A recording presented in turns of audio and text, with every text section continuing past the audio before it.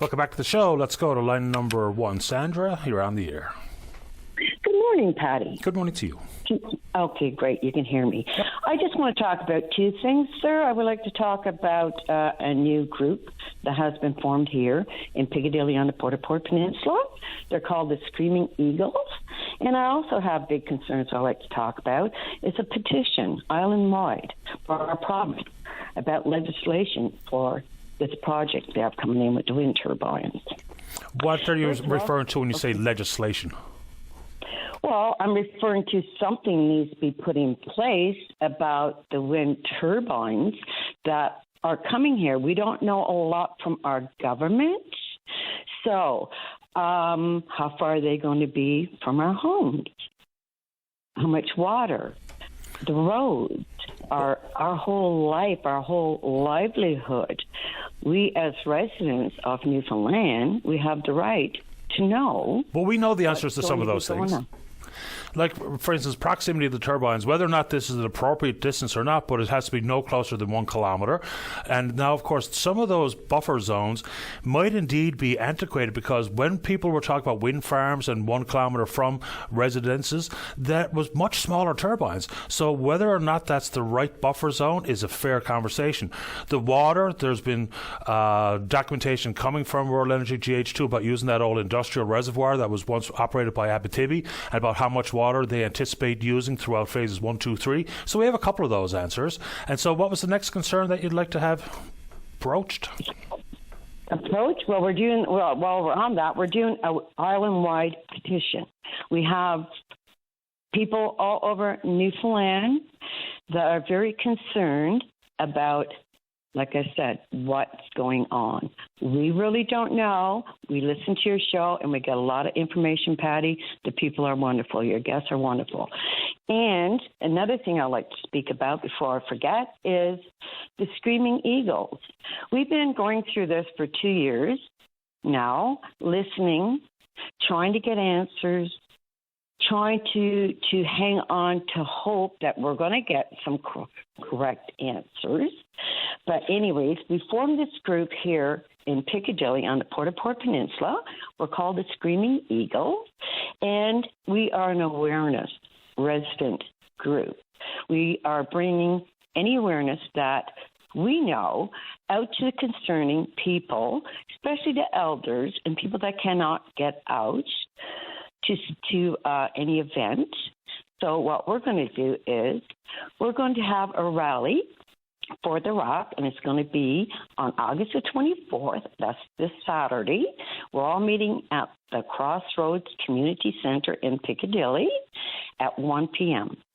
We are going to drive all around the loop, stop and talk to anyone that is concerned or has any questions or just would like to chat and find out what's going on as the correct information we know.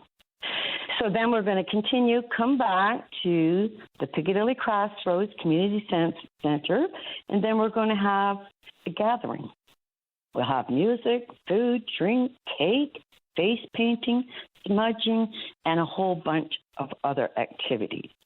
So we would like to invite all of the residents around to our website, www.rallyfortherock.com, for more information. When you're talking about a petition, so you have a website established and the petition is there?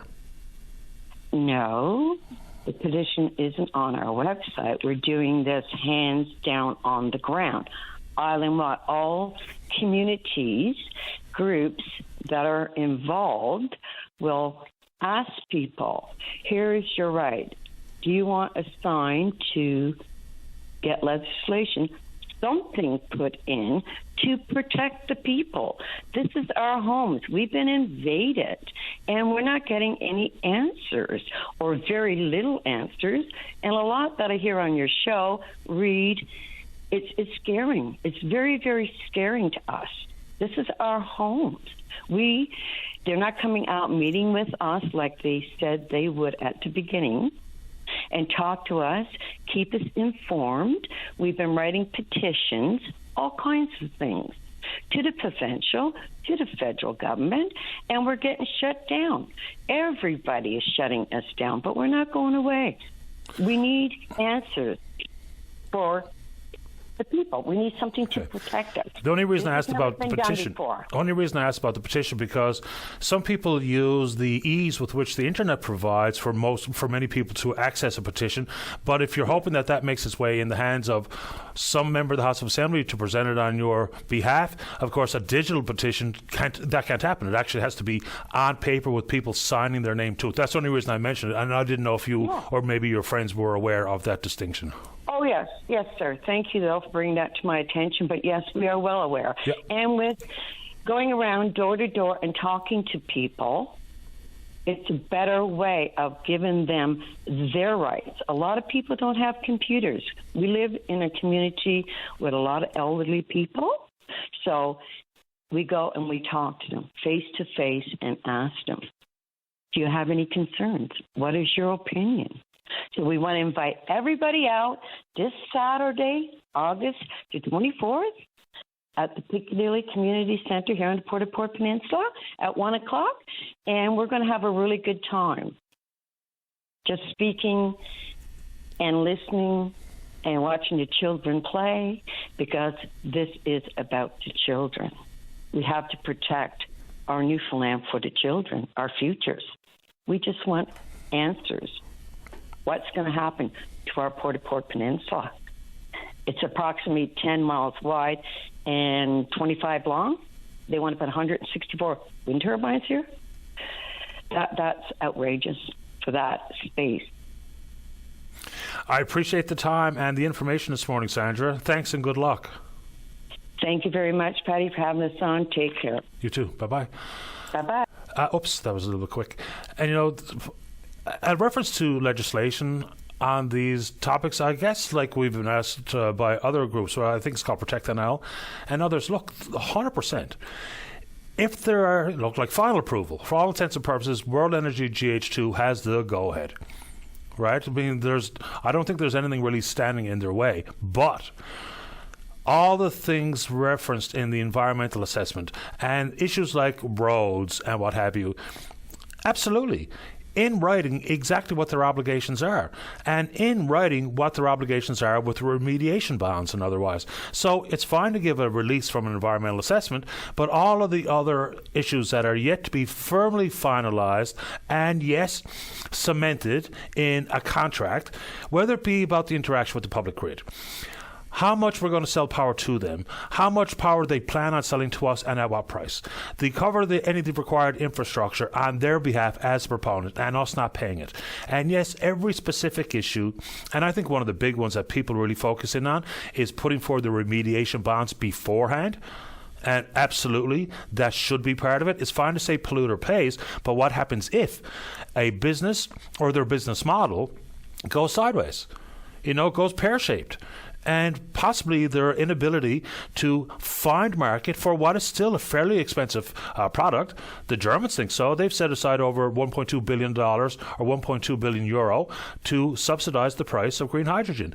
So it can't be about polluter pays, finger crossed, hope for the best, and after 35 years, they are so enormously profitable that they're going to put their money where their mouth is and clean up the sites. No. Because there's absolutely possibility that this industry in its infancy might not go as they intend or as they hope. So they have to have money up front to cover all remediation costs. That's been their pledge, even though some of the pledges we've heard, like we won't need access to public monies, which is not exactly accurate. They have secured a $128 million line of credit with the federal government, this be World Energy GH2, and no provincial money, but plenty of federal money. So there's billions of dollars in subsidies for these types of projects and the alternative renewable energy sources. But yeah, I mean, and even the feds, we don't even know the difference between 15% and 40%, what that means with how they generate the power and the reliance on the grid if and when they need additional power from the public. So, yeah, there's still a lot to be firmly understood and firmly put to paper in the form of a legally binding contract. Let's take a break.